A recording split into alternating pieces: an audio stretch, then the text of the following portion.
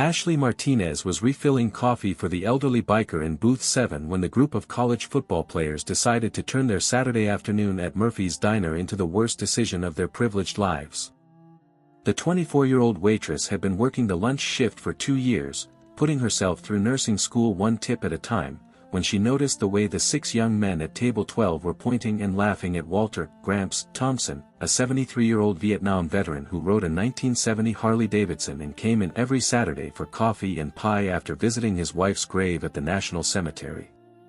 What the college boys didn't know, couldn't have imagined in their suburban ignorance, was that Walter Thompson was a founding member of the Vietnam Veterans Motorcycle Club, a brotherhood of combat veterans who'd spent the last 40 years riding together, supporting each other, and never forgetting that some battles continue long after the war ends. And what none of them could have predicted was that Ashley's decision to stand up for an old soldier's dignity would trigger the largest gathering of motorcycle clubs in the county's history. "Hey, Grandpa Easy Rider," called out Brad Patterson, the linebacker whose father owned 3 car dealerships and had never been told no in his 21 years of existence. "Shouldn't you be in a nursing home instead of playing Hell's Angels?" Walter looked up from his apple pie, his weathered hands steady despite the tremor that came from Agent Orange exposure and 73 years of hard living. He'd faced worse than drunk college kids in the jungles of Southeast Asia, but public humiliation still stung, especially when it came from kids who'd never sacrificed anything more important than their weekend plans. "Just trying to enjoy my lunch, son," Walter said quietly, his voice carrying the patient dignity that comes from understanding that some fights aren't worth having. "Son," laughed Tyler Mitchell, the quarterback whose trust fund had purchased his way through 3 years of college without ever attending a class. "Old man, I'm not your son. My father actually accomplished something with his life instead of getting high and losing a war." Ashley felt her stomach tighten as she watched the confrontation unfold. She'd served Walter every Saturday for 2 years, listening to his stories about motorcycle rallies and veteran reunions, learning about the brotherhood that connected men who'd served together in an unpopular war and come home to an ungrateful country. "Excuse me," Ashley said, approaching table 12 with the kind of forced politeness that waitresses use when dealing with difficult customers. "Is there something I can get you gentlemen?" "Yeah," Brad replied, loud enough for the entire diner to hear. "You can tell Grandpa Motorcycle over there to take his midlife crisis somewhere else. His vintage costume is ruining our appetite." Ashley looked around the diner, noting how the other customers were pretending not to notice the harassment while Walter sat alone at his booth, trying to finish his pie with whatever dignity he could maintain. "Gentlemen, Mr. Thompson is a regular customer who's always respectful and courteous. I'm going to have to ask you to lower your voices." "Or what?" Tyler challenged, standing up to his full 6'3" height. "You'll call the manager." "Lady, my dad owns half this town. One phone call and you'll be looking for a new job." That's when Ashley made the decision that would cost her everything she'd worked for and gain her something she'd never expected. "Mr. Thompson," she said, walking over to Walter's booth, "would you like a fresh cup of coffee?" "On the house." Walter looked up with surprise and gratitude. "That's kind of you, Miss Ashley, but I don't want to cause any trouble." "Mr. Thompson, you're not causing trouble. You're a Vietnam veteran who deserves to enjoy his lunch in peace." She turned back to face the football players, her voice carrying clearly across the diner.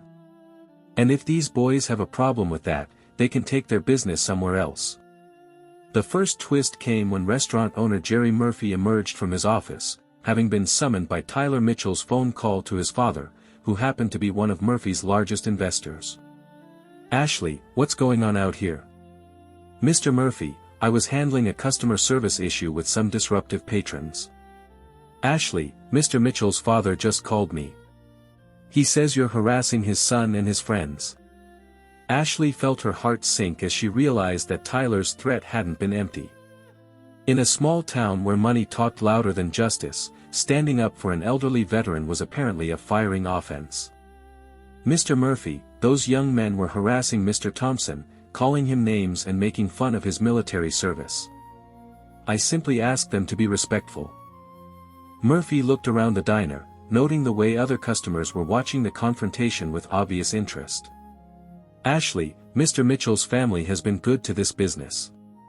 I can't afford to lose their support over a misunderstanding. A misunderstanding? They called him a loser for serving in Vietnam.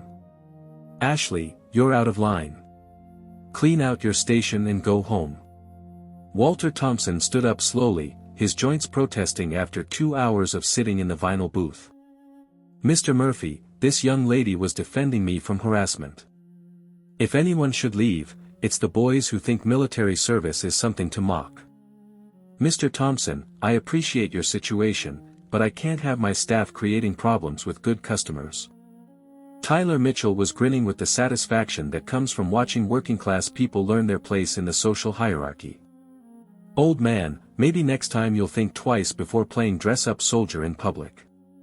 Ashley pulled off her apron and set it on the counter, her hands shaking with anger and disappointment. Mr. Murphy, I've worked here for 2 years without a single complaint. I've covered extra shifts, worked holidays, and treated every customer with respect. But I won't work for someone who thinks money is more important than basic human decency. She walked over to Walter's table and extended her hand. Mr. Thompson, thank you for your service. I'm sorry you were treated this way. Walter shook her hand with genuine appreciation. Miss Ashley, you didn't have to sacrifice your job for me. Mr. Thompson, some things are more important than jobs. The second twist came when Ashley pulled out her phone and began recording a video that would change the trajectory of everyone's afternoon. My name is Ashley Martinez. I was just fired from Murphy's Diner for defending a Vietnam veteran from harassment by college football players whose parents apparently own this town. She turned the camera toward Walter, who was gathering his jacket and preparing to leave. This is Walter Thompson, a Vietnam veteran who served his country with honor and comes here every Saturday after visiting his wife's grave. Today he was called a loser and told he should be in a nursing home because some privileged kids think military service is a joke. The camera swung to capture Tyler and his friends, who were celebrating their victory with high fives and laughter. These are the customers that Murphy's Diner values more than veterans who sacrificed for our freedom.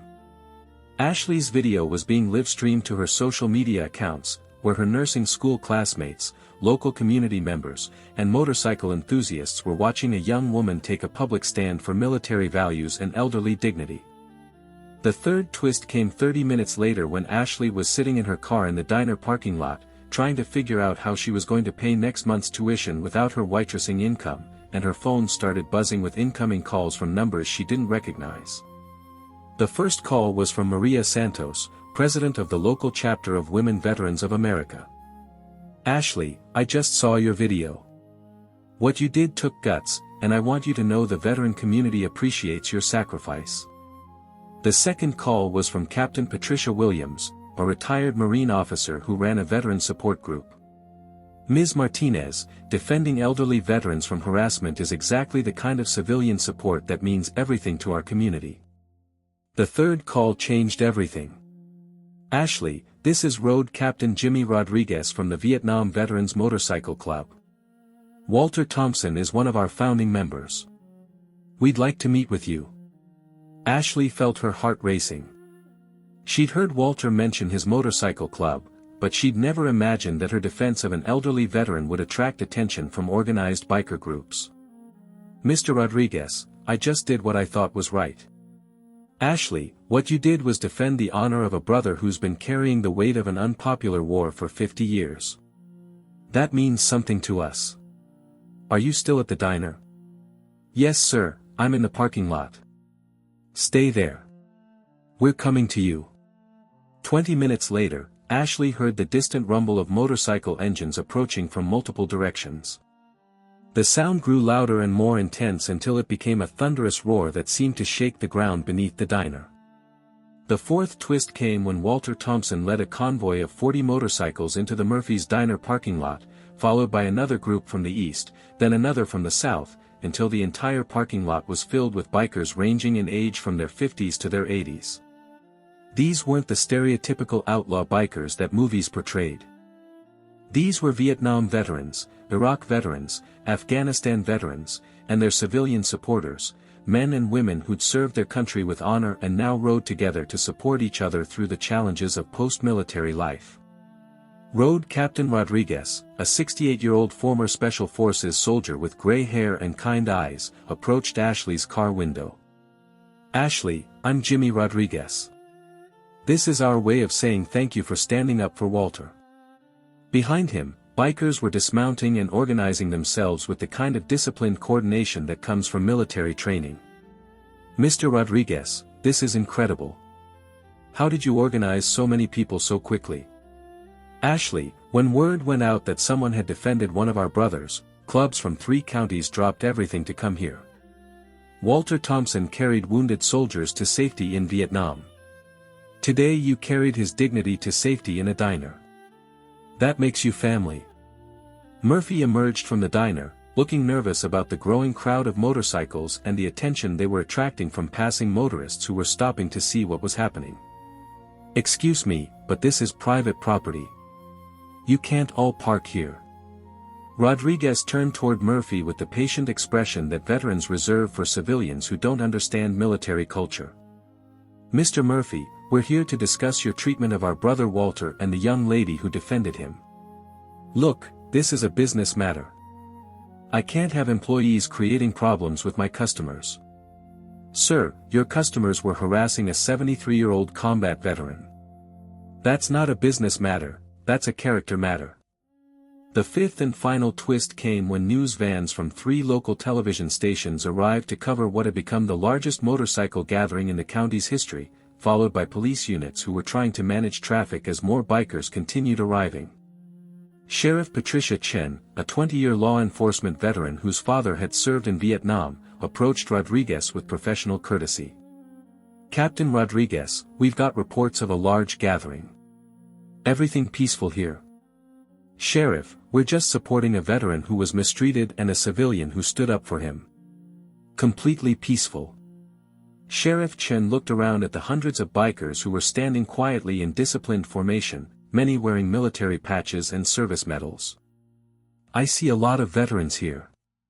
What's the story?"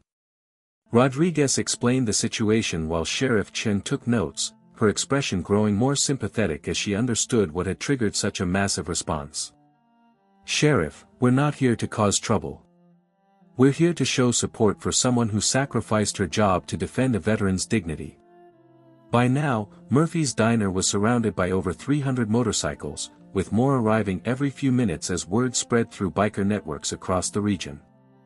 The scene was attracting attention from local news stations and social media users who were sharing videos of the massive gathering. Murphy was standing in his doorway, clearly overwhelmed by the attention and media coverage that was transforming his small-town diner into the center of a regional news story. "Mr. Murphy," Sheriff Chen said, "I think you might want to reconsider your position here. This story is getting a lot of attention, and public opinion seems pretty clear about who's in the right." Tyler Mitchell and his football teammates had long since left, apparently deciding that their victory celebration wasn't worth facing several hundred angry bikers who took veteran harassment personally.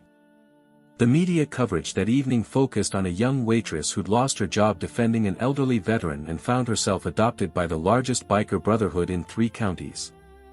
Ashley's video had gone viral, earning over 1 million views and thousands of comments from veterans, military families, and civilians who were inspired by her willingness to sacrifice for principle. Walter Thompson was interviewed by every news station, sharing his story about serving in Vietnam and the importance of civilian support for veterans facing discrimination. "That young lady didn't just defend me from harassment," Walter told the reporters. "She reminded me that there are still people who understand what service means and who are willing to pay a price to defend it."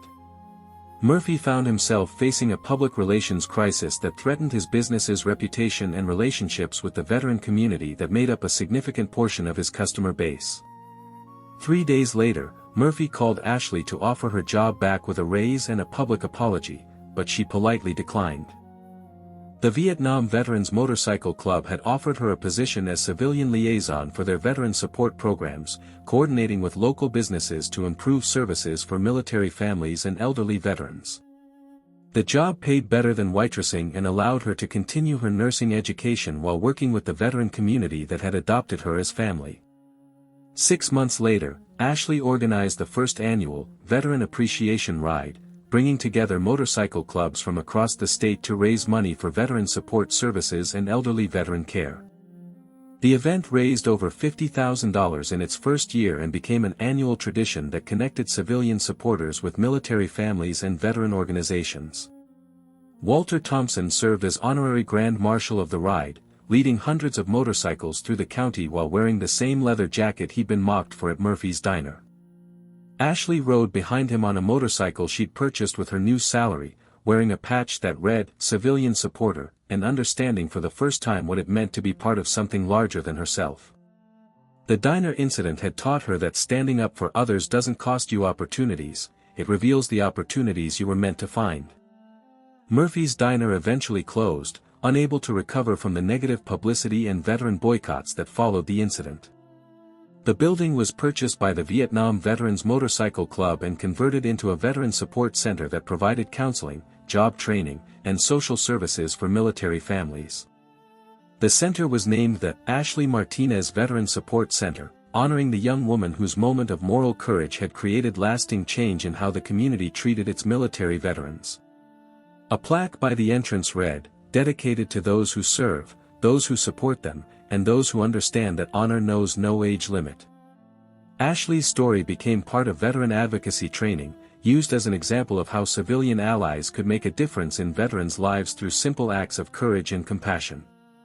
And every Saturday, Walter Thompson still visited his wife's grave at the National Cemetery, but now he had lunch at the Veteran Center, surrounded by the brotherhood that had rallied to defend his dignity and the young woman who taught them all that courage is contagious.